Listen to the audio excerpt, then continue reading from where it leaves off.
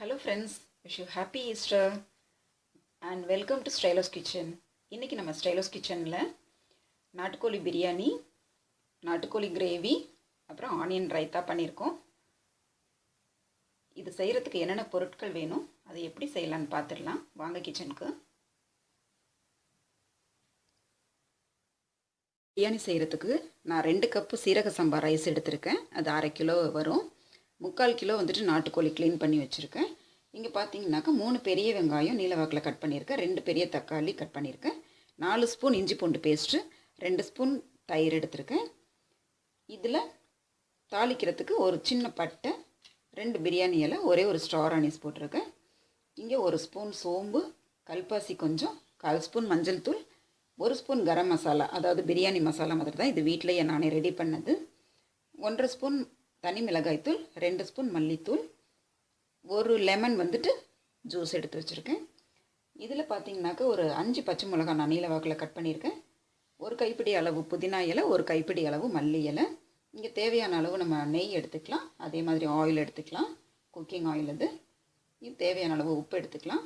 தண்ணி பார்த்தீங்கன்னாக்கா 2 கப் ரைஸ்ன்றதுனால நான் 4.5 கப்பு போட்டுருக்கு எடுத்து வச்சுருக்கிறேன். தண்ணி அளந்து தான் எடுத்துருக்கேன்.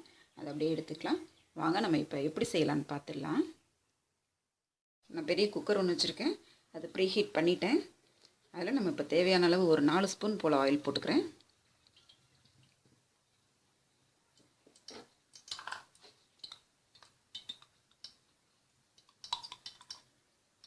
ஒரு 2 ஸ்பூன் நெய் சேர்த்துக்கிறேன்.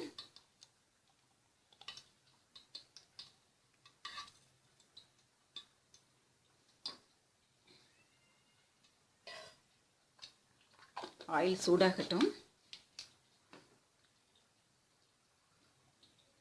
ஆயில் சூடாயிடுச்சு. இதில் நான் ஒரு சின்ன பீஸ் பட்டை போட்டுக்கிறேன், பிரியாணி இலை, அப்புறம் ஸ்டார் அனீஸ், கொஞ்சமாக கல்பாசி, 1 ஸ்பூன் சோம்பு. இது எல்லாமே நல்லா பொரியட்டும்.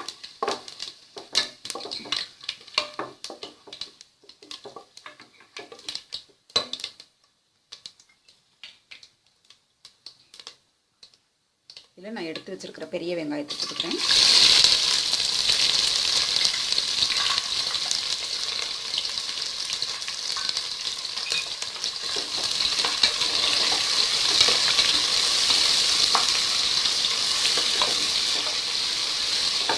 வெங்காயம் நல்லா வதங்கட்டும், கோல்டன் ப்ரௌன் கலரில். வெங்காயம் எவ்வளோக்கு எவ்வளோ வதக்குறோமோ, ஃப்ரை ஆகுதோ, அந்தளவுக்கு நமக்கு பிரியாணி டேஸ்ட் கிடைக்கும்.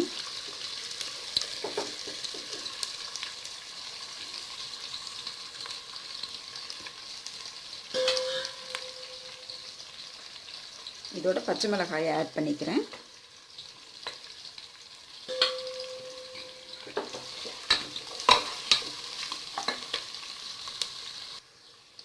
பாருங்கள், வெங்காயம் நல்லாவே வதங்கிடுச்சு.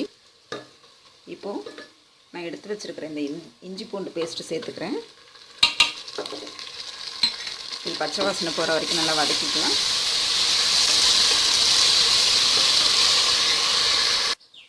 பாருங்கள், இஞ்சி பூண்டு நல்லா வதங்கிடுச்சு, பச்சை வாசனையெல்லாம் போயிடுச்சு, நல்ல வாசனை வந்துட்டு.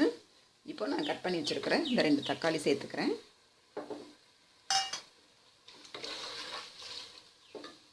தக்காளி வதங்கிறதுக்கு ஒரே ஒரு சின்ன ஸ்பூனில் வந்துட்டு உப்பு போட்டுக்கலாம், அப்போ தான் சீக்கிரம் வதங்கும்.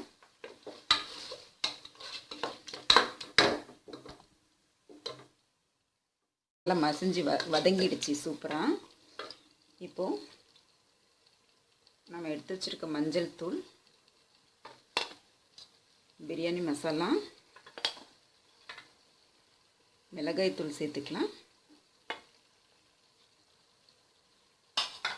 அதோட இந்த 2 ஸ்பூன் மல்லித்தூள் எடுத்துருக்கேன், அதையும் சேர்த்துக்கிறேன். இது எல்லாத்தையுமே நல்லா வதக்கணும், எண்ணெய் பிரிஞ்சு வர அளவுக்கு.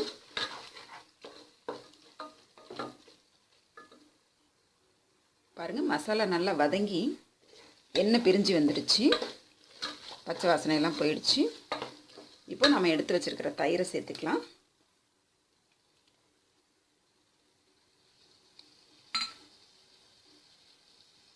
அப்புறம் லெமன் ஜூஸ் கொஞ்சம். இது ரெண்டையும் நல்லா கலந்து விட்டுடலாம்.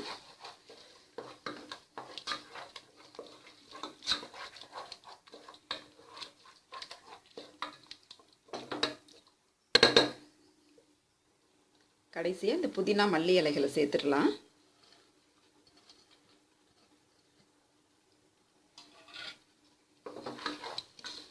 சேர்த்து நல்லா கலந்து விட்டுடலாம்.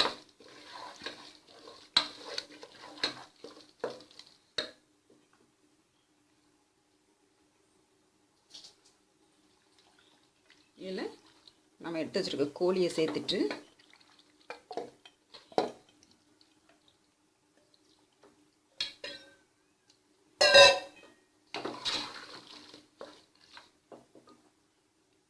தேவையான அளவு உப்பு போட்டுக்கலாம். அப்போ தான் உப்பு வந்துட்டு இந்த கோழியில் வந்துட்டு இறங்கும் நல்லா.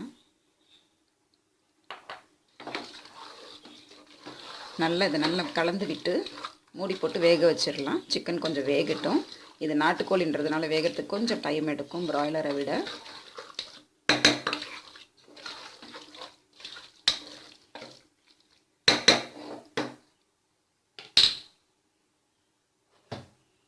அப்போ மூடி போட்டுறேன். இது ஒரு 2 நிமிஷத்துக்கு வேகட்டும்.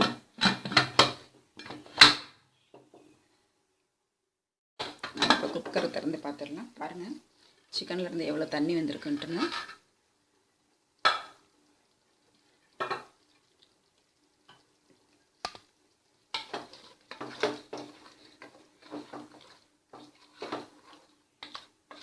இப்போ நம்ம எடுத்து வச்சுருக்கிற அரிசியை சேர்த்துக்கிறேன்.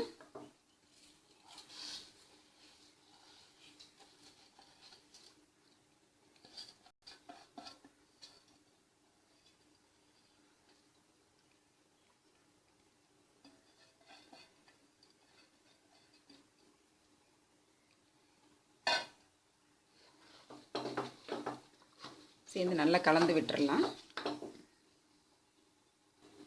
அரிசி போட்டாச்சு. இப்போ நான் எடுத்து வச்சுருந்த தண்ணியை நல்லா கொதிக்க வச்சுருக்கிறேன். அரிசி போட்ட பிறகு பச்சை தண்ணி ஊற்றுறது அவ்வளோ நல்லதில்லை. அதனால் நல்லாவே கொதிக்குது. அந்த தண்ணியை சேர்த்துக்கலாம்.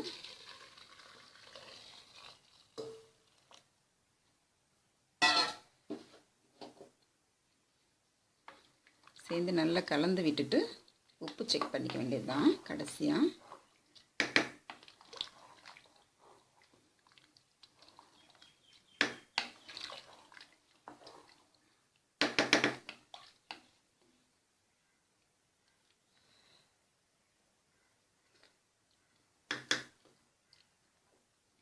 உப்பு கொஞ்சம் பத்தலை, அதனால் கொஞ்சம் போட்டுக்கலாம்.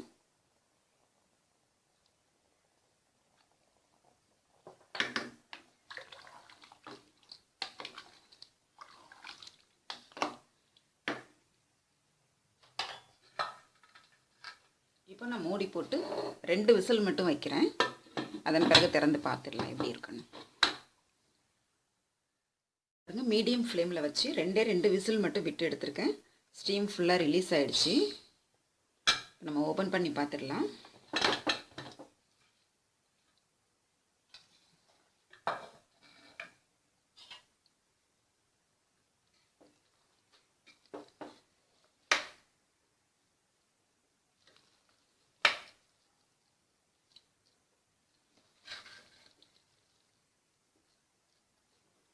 பாருங்கள் சாதம் உதிர உதிராக நல்லா சூப்பராக வந்திருக்கு.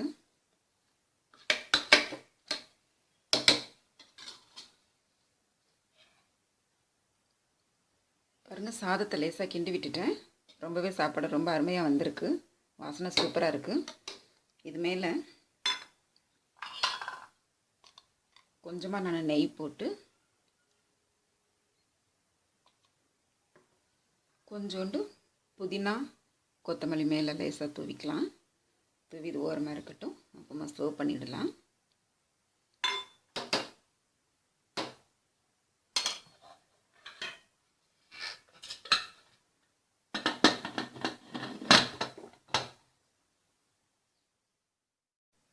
நாட்டுக்கோழி கிரேவி செய்கிறதுக்கு நான் ஒரு கடாயை சூடு பண்ணி வச்சுருக்கேன். அதில் தேவையான அளவு ஆயில் போட்டுக்கிறேன். இது ஒரு 3 ஸ்பூன் போல் போடுறேன். எண்ணெய் சூடாகட்டும்.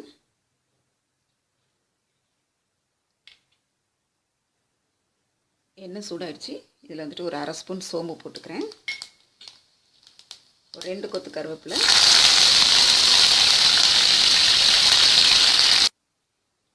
சோம்பு பொரிஞ்சதும் மீடியம் சைஸ் பெரிய வெங்காயம் 2 கட் பண்ணியிருக்கேன். அதை சேர்த்துக்கலாம். அதோட ஒரு 3 பச்சை மிளகாய் நல்லா வதக்கிக்கலாம். பாருங்கள், வெங்காயம் நல்லாவே வதங்கிடுச்சு. இப்போ நம்ம வந்துட்டு 1.5 ஸ்பூன் இஞ்சி பூண்டு பேஸ்ட்டு போட்டுக்கிறேன். பச்சை வாசனை போகிற அளவுக்கு நல்லா வதக்கிக்கலாம்.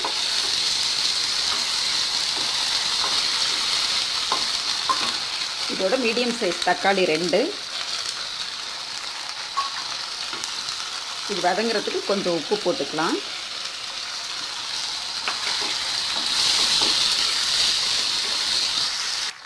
பாருங்கள், வெங்காயம் தக்காளி நல்லா வதங்கிடுச்சு. இந்த ஸ்டேஜில் 1/2 ஸ்பூன் சோம்புத்தூள் போட்டுக்கலாம், 1/2 ஸ்பூன் சீரகத்தூள், 1/2 ஸ்பூன் மஞ்சள் தூள், 1/2 ஸ்பூன் கரம் மசாலா. இது பார்த்திங்கன்னா 1.5 ஸ்பூன் தனி மிளகாய் தூள் எடுத்துருக்கேன், அதையும் போட்டுக்கிறேன். 2 ஸ்பூன் மல்லித்தூள். அவ்வளோதான். இது எல்லாத்தையும் நல்லா வதக்கிடலாம் பச்சை வாசனை போகிற வரைக்கும்.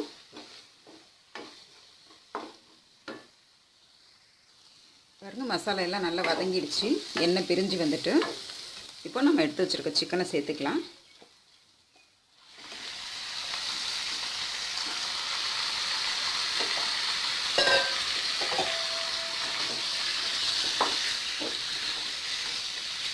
சேர்த்து நல்லா எல்லா பீஸ்லேயும் கிரேவி படுற மாதிரி, மசாலா படுற மாதிரி நல்லா கிளறி விட்டுக்கலாம்.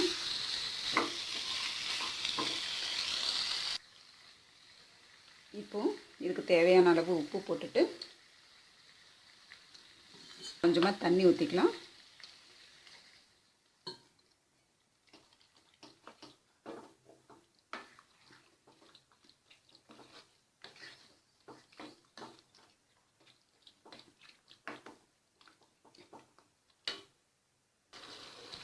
எல்லாமே நல்லா மிக்ஸ் ஆன பிறகு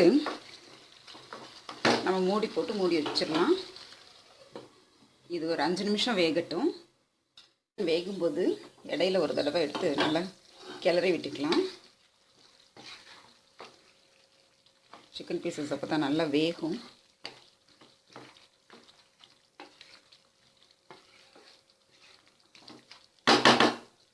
அவ்வளோதான், இன்னொரு 2 நிமிஷம் மட்டும் இருக்கட்டும்.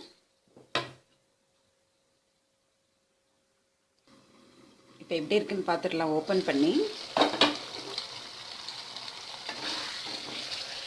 பாருங்கள், மசாலாலாம் நல்லா சுண்டி வந்துருக்குது. சிக்கன் பீஸு நல்லா வெந்துருச்சு.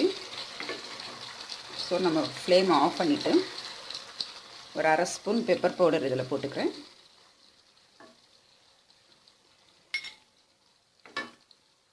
மேலே கொஞ்சமாக மல்லி இலை தூவி இறக்கிடலாம். அவ்வளோதான், ஆயிடுச்சு. இனிமேல் நம்ம சர்வ் பண்ணிடலாம். பிரியாணியோட வைக்கிறதுக்கு 2 முட்டை வந்துட்டு பாயில் பண்ணியிருக்கேன். இது வெந்துட்டுருக்கட்டும். நம்ம இப்போ வந்துட்டு வெங்காய பச்சடி ரெடி பண்ணிக்கலாம். வெங்காய பச்சடி செய்கிறதுக்கு நான் ஒரு மீடியம் சைஸ் வெங்காயத்தை இது மாதிரி சன்னமாக கட் பண்ணி வச்சுருக்கேன் பொடிசாக.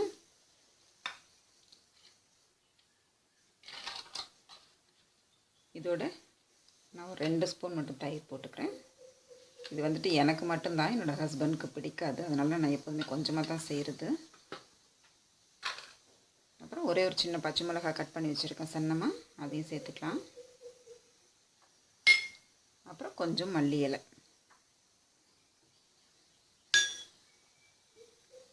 ரொம்பவே கொஞ்சமாக சால்ட்டு போட்டுக்கலாம். இது இப்போ நல்லா ஒரு மிக்ஸ் கொடுத்துட வேண்டியது தான். பிரியாணிக்கு ரொம்ப சூப்பரான காம்பினேஷன் இதுதான்.